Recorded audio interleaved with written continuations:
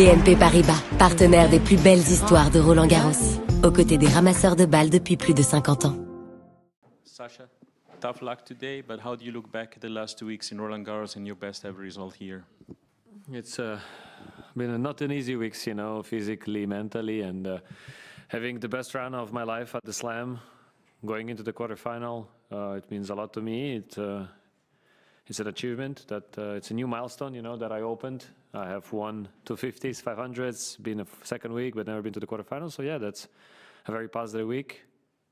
But every fairy tale comes to an end, so we got to take it like this. I have a couple of weeks to relax before going onto the grass.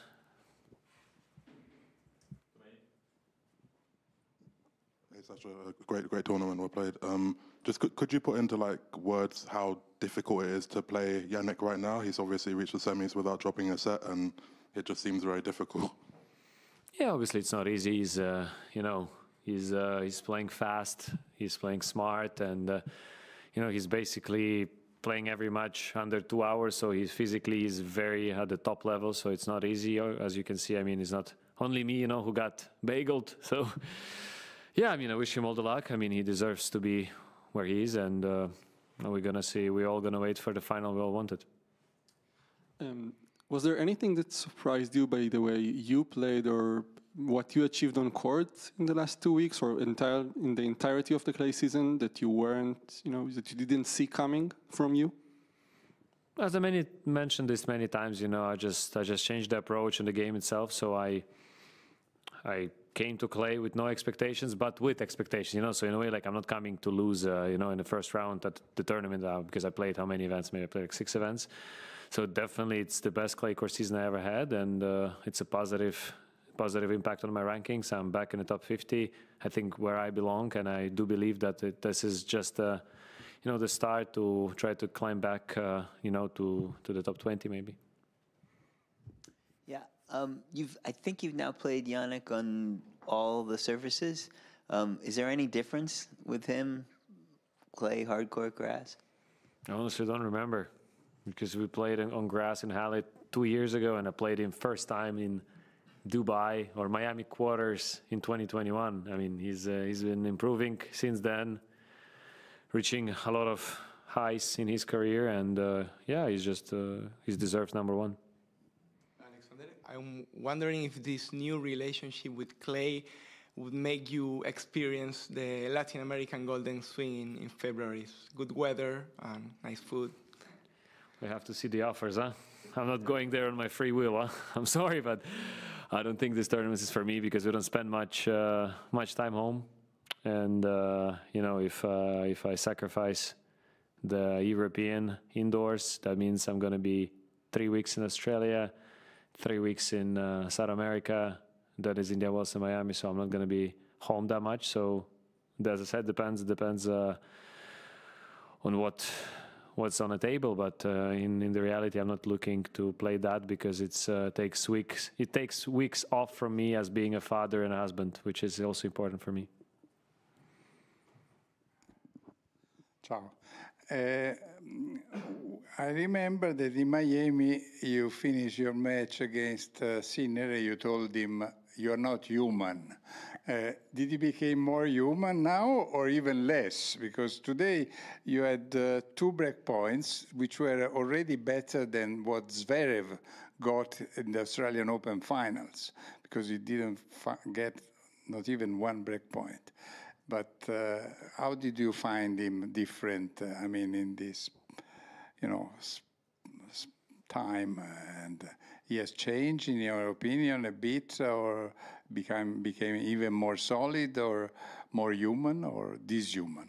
No, I mean, that was a joke back then. I mean, he was so young and already so focused and playing so well. He reached the final that year in 2021 Miami, but now, I mean, he's an established top 2 players of the world right now. He's deserved #1. He's a multiple Grand Slam champion. So that's something, you know, that probably few people can touch, you know, in general. So for me, he's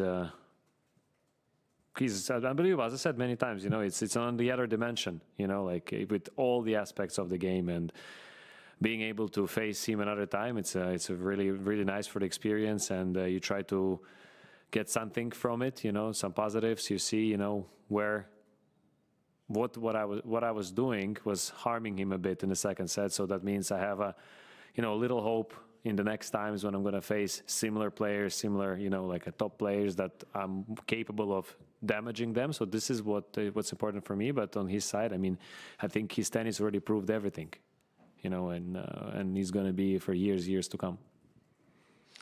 Hello, Sasha. Do you think that this journey here at Roland-Garros might change your approach for the Grand Slams in your future? For instance, Wimbledon is coming, grass is good for your game. Yeah, do you think that you reach maybe this level that allows you to think, a good Grand Slam for me now is week 2? I mean, it's not like it's not like I had a different mindset before. It's just this week I had some luck. I had some. I had first round, I had James Duckworth, was quite one-sided. Then I had an upset of Alex, and then I had again a guy outside of a top 100. So I don't think I got many of these draws, and you know, to be able to come through the top 10 player on a slam, it's not easy. So especially when you're not seated, even if you're seated, like I've been seated for like 3 years straight, and I haven't reached past the third round. So for me, slams is a bit more, is a lot about the draw, in my opinion. It's a lot about who you play, if, you know, because I'm going to be like, what, 40 in the world now, and I may face the first round, I may go on Alcaraz or Sinner, you know, and it's not easy. Or you can have them in the second round. So for me, it's to win matches that I'm supposed to win. It's to, when I have the chance, I have to take it, as I mentioned against Jack. So if in Wimbledon I'm going to have a chance, I'll do my best to take the chance. But if not, I'll just go on with another week. That's how I approach the game always, and I will continue with that, because that's the only way that keeps me healthy.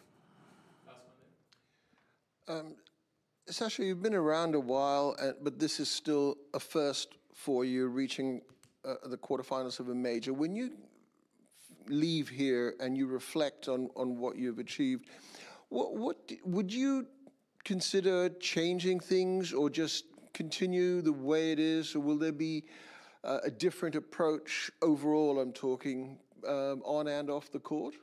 Well, why change if the things are working? Okay.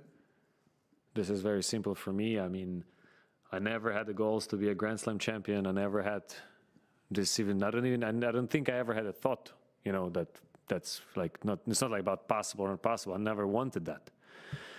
Tennis for me is a journey. Tennis for me is a part of life, an important part of life, but quarterfinal here, you know, it's like, you know, achievements on the wall, like a 251, 501, different surfaces, you know, so that's another tick in the box.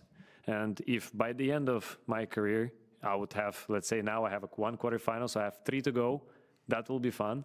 But if not, it's okay, I have a 4 round. So, you know, like I have these little steps that I would like to achieve, like maybe a master win or a master final, you know, so to have, you know, this kind of thing. So when I'm going to look back in the 15 years or 20 years that I've spent on the tour, I'm going to say, okay, with what I've done with my body, with my tennis, what did I achieve? So this is how I'm going to approach that. And as long as things are working, and if for the next 10 years I'll be a top 50, 60 player in the world, that's totally fine for me, you know.